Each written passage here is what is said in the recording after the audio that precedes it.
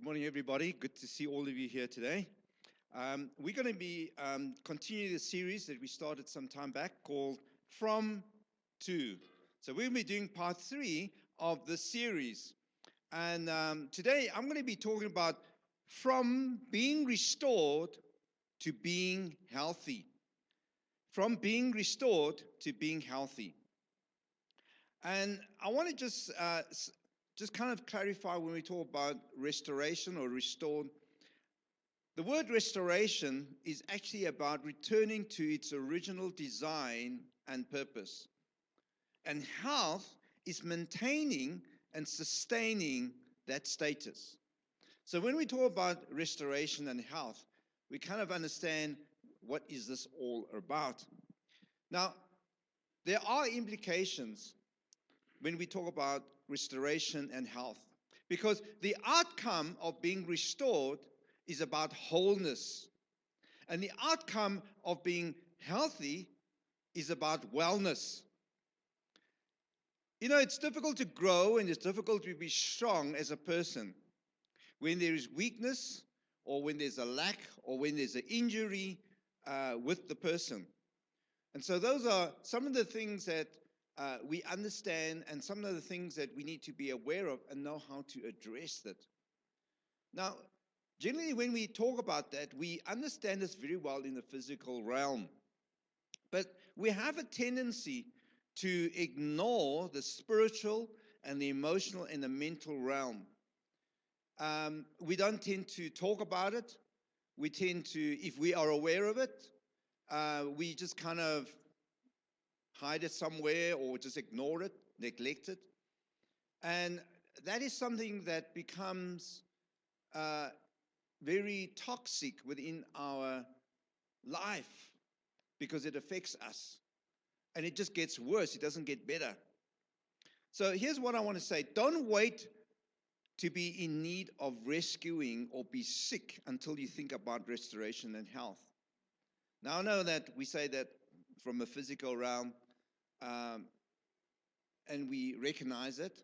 But the problem is that when it's spiritual and emotional and mental, it becomes so bad that we kind of are at our end, or when we maybe spiritually, emotional, and mentally, we kind of, you hear the term, we fall off the cliff. Only then we will start thinking about restoration. And that is going to be a long, long journey. So here's the thing. Let's learn to reflect and be insightful of our own personal life. What I like to say to myself, and I want to say to you, is ask why rather than what's in it for me. Because when you ask why, it leads you to thinking about purpose and meaning. But when we think about what's in it for me, it leads you to think about how you feel at the moment. It's not going to really help in the long run. So those two approaches and response is so important. The why leads you to think about purpose. It also leads you to think about meaning. So today, I'm going to sort of doing a little bit different. I'm going to tell you about a little bit of my story. How I sincerely believe that being restored and to being healthy is not something that's nice to have. No, it's imperative and it's essential. It could be, if I can personalize and say that if we're not interested in restoration and health, then I would ask the question, why? So let me just tell you about my story. Now, anybody that would know me from when I was young, growing up, or even now, the kind of description that people would describe of me is introvert, quiet, shy, slow in behavior, require processing mentally a long time, tend to overthink, insecure, please people, prefer harmony than engage in conflict, prefer small groups than crowds. So in a nutshell, that kind of describes a little bit of who I am and what I am like. Now, without realizing at the time, growing up, I had a tendency to compare myself with others so as to assess my own self-worth, my own self-image. And later in life, I came to understand that I had actually trapped myself in a comparison complex. I would feel inferior if I did not match up to other people's status, especially if they were of a similar age group or even younger than I am, because my sense is that if they're younger or if they're same, I should be on par with what I thought was what I should be. And this wasn't as a result of my own upbringing. I think I had a great upbringing from my parents and my family. Or it didn't come about because anything traumatic or bad happened to me that caused me to think the way that I did.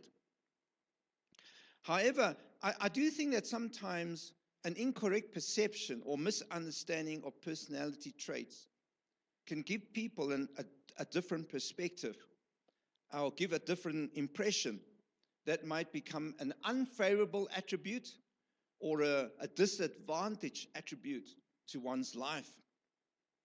And so the thinking in those early days, as I thought and as I heard what other people are saying, is that these attributes of introvert, slow, not emotionally expressive, lack confidence, need lots of time to process, shy with people, is kind of doesn't create an impressive personal CV of myself. And the impression that people didn't kind of understand these traits. I would often hear small comments about people saying about me, oh, he's slow. He's kind of not very bright. He's awkward. He's not very friendly. He doesn't talk too much to people. They're not kind of relationally connected. And when you're young and you're shy and you're fearful, because you don't know where you are, you're awkward. And I've also been told by several people that I'm not likely to lead anything or anyone in that kind of context. So I try to be someone else. So when you're introvert, your perspective, if you don't understand that, you think that you have to be an extrovert. So you try to copy people's traits, thinking that that will actually help you to become who you are. And that kind of was very stressful, and it didn't really work for me. Now, many years ago, something like 35 years ago, probably some of you are not even born yet, I went for counseling, not because I had a pending problem, but I was rather curious about learning about inner spiritual healing. And in that context, if you want to learn about inner spiritual healing, you kind of have to engage with a counselor and say, well, okay, what is this all about? To give you an understanding is that the content of that learning and understanding is very much similar to the current Freedom course, of which some of you have really gone through or are busy going through. So in a nutshell, that is what it was like. One of the key things that I discovered through those sessions was that I discovered something that was very unusual, I'd say to myself. I found out that I did not like myself. I also found out that not only like, but I did not love myself. And also my disposition was that of a loner. Someone would kind of just want to be kept away from people. When that came out, it kind of made me think a bit more deeply about who I am and why I am like this. So I had to learn to change my thinking. And during this particular course sessions in my counsel, I learned to understand my identity, and I needed to learn to restore my self-image and also learn to become healthy of my own personality. Now, here's the thing. You can discover something. You can discover and say, oh, I have this realization of who I am. It doesn't mean that just the realization of it doesn't mean it ends there. No, the process of restoration, the process of health has been a lifelong journey of learning.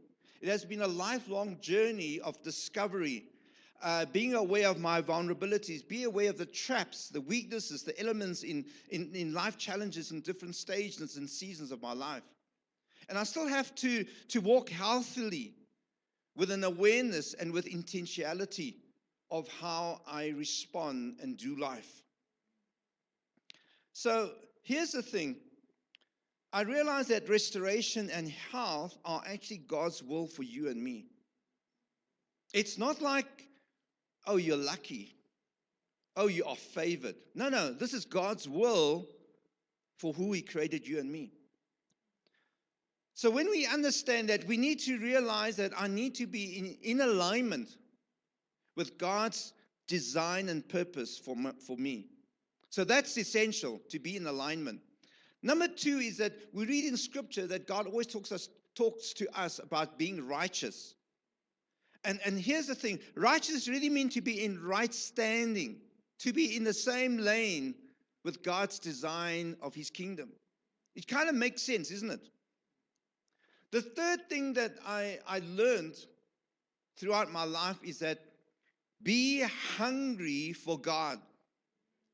Be hungry for God, even when at times this is not what you feel. Because, you see, feelings are just information or data. I don't know if you realize that.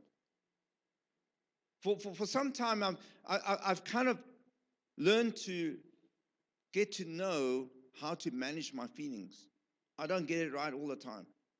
But when you understand that feelings are just information or data, they are not meant to direct you. Okay? How you use that information is really up to you. In fact, it's your belief system that actually directs you. Now, if you don't have a clear belief system, you know what will happen? You will tend to allow your feelings and outside forces to dictate your decision making and your choices that you make. And that can be very serious when you make the wrong kinds, because your feelings are not that dependable. So I want us to understand that the clarity of your identity, and I want to give you two scriptures here. To be clear of your identity is your starting point. In John 1:12, it says, "Yet to all who did receive Him, to those who believed in His name, He gave the right to become children of God." This has become a pivotal scripture in my life, that I'm continually thinking when things get a bit confused. That as you receive God in your life, if you put your faith and trust in Him, and you believe and you exercise your belief in Him, God says He gave you the right. You don't have to earn it. You don't have to perform. But He gave you the right to become children of God. Now, the word children of God, we got to be very clear. Doesn't mean we act like spoiled brats. Okay? Doesn't mean that you are like the flavor of the month. It just means that because you are a child of God, you have the identity that you belong to Him. And who you belong to is so important. In John 10, verse 10, Jesus said, "The thief comes to steal and destroy. In fact, someone says to kill, steal, and destroy. But Jesus said, I came that you may have life, life to the full. In some versions says life more abundantly, life to the full. So God didn't just create you and say, well, you belong to me. He goes up further and say, I want to give you a life, not just of existence. I want to give you a life that you can live to the full. God has a desire to give to you to live a life that is so expansive that it would blow our mind if we only see it all at the same time. So Jesus came to restore mankind to himself. I want to say that again. But Jesus came to restore mankind to himself. So Jesus was busy with restoration before we even understood what restoration is all about. See, we need to be restored. That's why we need to come to Jesus. And that is why Easter is so important for us to commemorate. Because Easter, when we focus upon the cross, it speaks about restoration. It is my need, it is your need. That's the vision. The goal is to be restored and to be healthy. And the strategy is to recognize and acknowledge the current status and see how we're going to go about it. And you know what's the plan? The plan is to create the steps and walk the pathway as disciples, as followers, to become what God created us to be, as his original design and his original purpose. When we understand that, then restoration and health make sense. Here's what I want us to understand how restoration and health impacts us. How does it impact us? So, restoration and health affects the process of production, progression, and promotion.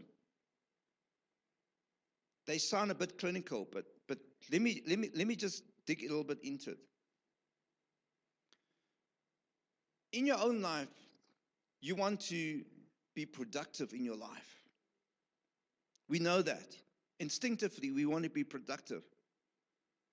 Number two is that we want to be progressive. We want to actually progress. We don't want to just stay the same. We want to be progressive. The third thing is that we want to be promoted. Sometimes we think of promotion as being the reward. No. Promotion is about stepping up to be more. Now, the way I see it, when we talk about promotion, it's taking on bigger responsibility and carrying heavy loads and weight. Because you see differently when you're in a promoted state. You see, you can get promotion without reward, but somehow the benefits look very different. You see, you can be restored and yet not able to retain or sustain your restoration. To retain and sustain your restoration, you must be healthy. Sometimes we're in a state and we ask God to rescue us, and he does. And when he rescues us, we don't get healthy. We stay the same, and then we get back into wanting to be rescued again. And God rescues us, and we don't want to get healthy. So it becomes a process that we always want to be rescued. That is not God's will for us. God's will for us is to be restored and to be healthy. Now, it might sound simple and self-explanatory, but when we live out our lives in application, it's not always that easy. You need to have a clear and determined belief system. Now, I use the term belief system because often what we believe has nothing to do with faith in God. Not everything has to be religious. So sometimes say, well, okay, you know what? I don't want to be so religious. No, it's got nothing to do with religious. It's your own internal belief system. Either belief system that you've created and developed within yourself, or you've just kind of inherited your relatives, your parents, or your family's belief system. You've kind of inherited it or you adopted it, and you say, we've always done it that way. That's just a belief system. It's got nothing to do with faith in God, although it can be connected to your faith in God. You have to decide for yourself your faith in God and how you believe in God. And so that is so important. You see, restoration and health are outcomes. Restoration and health are not a once-off occurrence. You say, oh, okay, like I was once like this and I got rescued and I got restored and yeah, so that was like many, many years ago. No, I want to say to you, it's a lifelong mindset of awareness, which begins to form a foundation of how we live and how we progress in life. You see, restoration and health do not operate in the linear way. You can say, well, okay, for the first 6 months, I'm going to be thinking about restoration. So maybe the next 6 months about health. No, they happen at the same time. In life, restoration and health happens together. So we need to understand how we ought to actually live our lives. Now, I want to look at two things here to help us out here. Number one, assess if you need to be restored. In Hebrews chapter 12, verse 12 to 14, it says, therefore, strengthen your feeble arms and weak knees. Make level paths for your feet, so that the lame may not be disabled, but rather healed. Make every effort to live in peace with everyone and to be holy. Without holiness, no one will see the Lord. I've just taken a few scriptures here, but actually Hebrews 12 talks about how God disciplines his children. Now, unfortunately, the word discipline children seems to always gives you the understanding that it's about punishment, hey? And it doesn't give you a good sense. God's going to punish me. But actually, God disciplines children. You know what it is? If you can kind of just switch it around. And you think of sports, the coach, the athletes needs to go through disciplines. The professional athlete has to go through disciplines. Then you begin to understand it's not about punishment. It's about what they need to get done in their lives. So, I'm going to give you about 6 things to think about to assess whether if you need to be restored. The first one, pain and weakness. It sounds self-explanatory, but sometimes we ignore that. Whether it's physical, mental, spiritual, or emotional. The second one is be aware of self. Sometimes we don't really are so much aware of ourselves personally. Look yourself in the mirror from an emotional perspective, from a spiritual perspective. The third one is recognize symptoms and patterns, because symptoms and patterns can give you an idea whether you actually need to be restored. The next one is from those who know you well. If you've got some people that know you well, whoever they may be, they can tell you. Why? Because they can see it. Sometimes we are blind or we're so ignorant of it, but they can tell us. They can tell us, hey, this is an area that you need to be restored. The other one is God's word and conviction. When you read God's word in a very insightful way, in other words, you're not just reading it as if you just read it like a reading lesson, but you read it and you allow God's word to speak to you, and where He convicts you or where He begins to press on you will give you a very good indicator that that's an area that you need to be restored. And the last one, so often I know it sounds obvious, but we never go there, is that you ask God, God, what is the area that I need to be restored? The second thing that I want to speak about is assess if you are healthy. So we talked about assess if you need to be restored, assess if you are healthy. So I want to look at Ephesians chapter 5, verse 5 to 17. It says, be very careful then how you live, not as unwise, but as wise, making the most of every opportunity because the days are evil. Therefore, do not be foolish, but understand what the what the Lord's will is. Now, again, I'm only giving you a few scripture here, but if you read Ephesians 5, the whole chapter, or even read the whole book, it's talking about the way we ought to live. God is telling us how we ought to live. So, how we live is so important.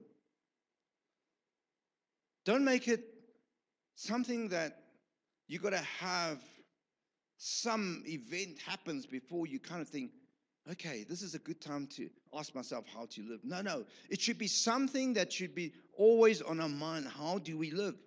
And the scripture says, be very careful. Be very careful, not as unwise, but as wise.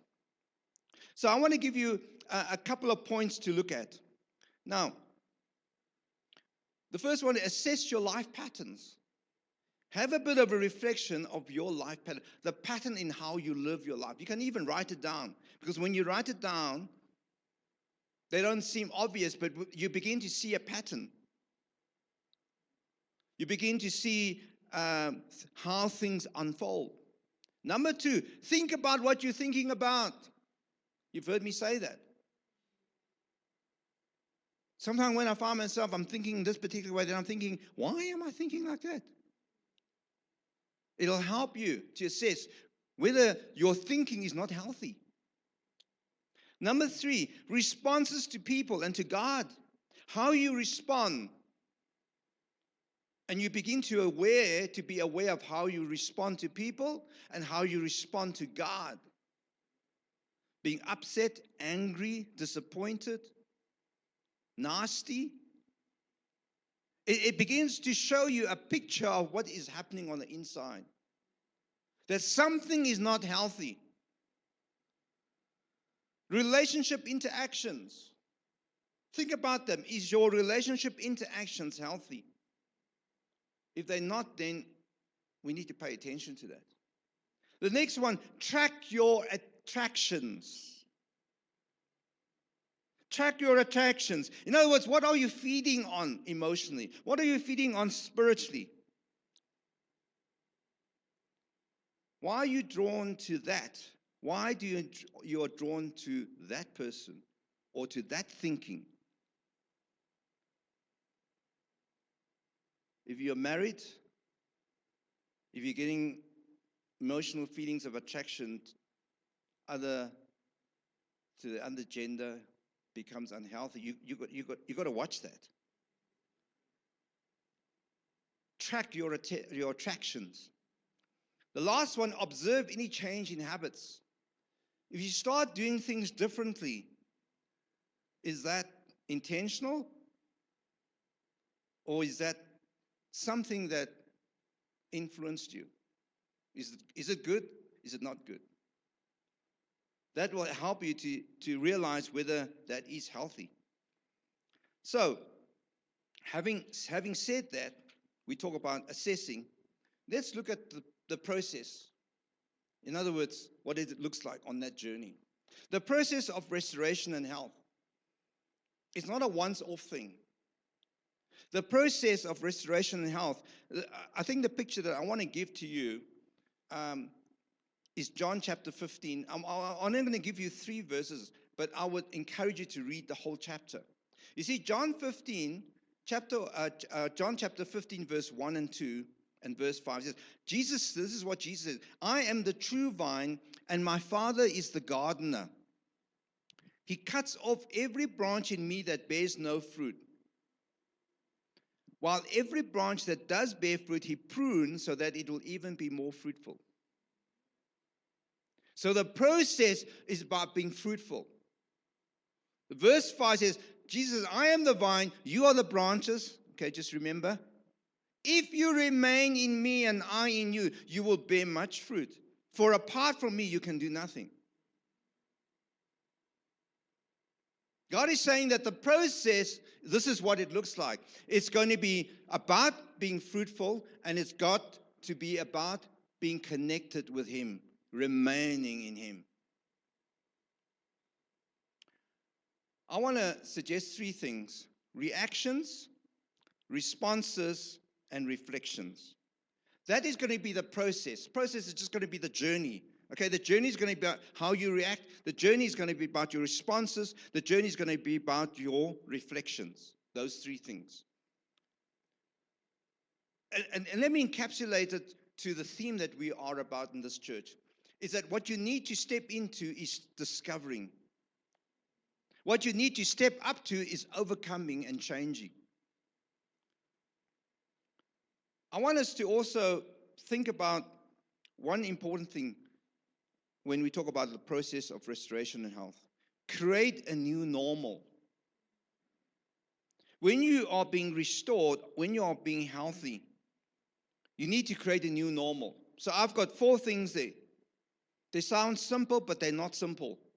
When you create a new normal, the question is that when God is in your picture, who is God in your life?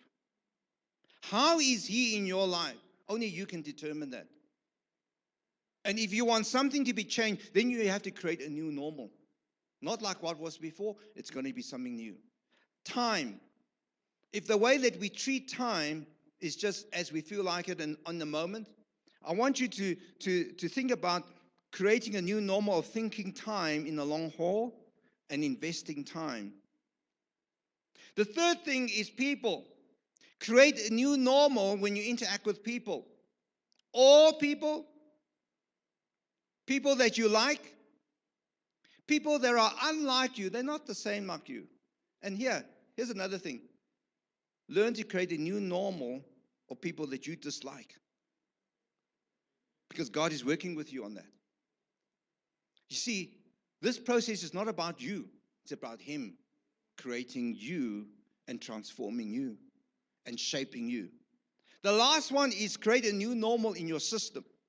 In other words, create systems or steps that's meant to serve the vision or the goal. It's not meant to be legalistic.